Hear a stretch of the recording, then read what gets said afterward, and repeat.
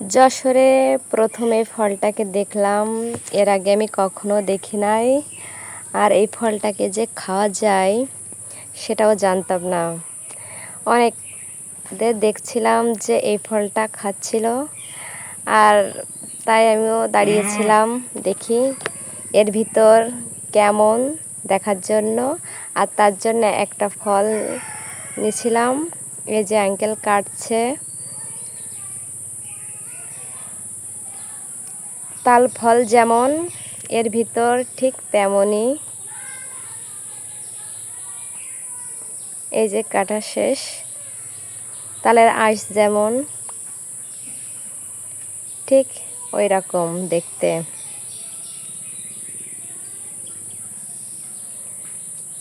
আর এর সঙ্গে চাটনিও দিচ্ছিল।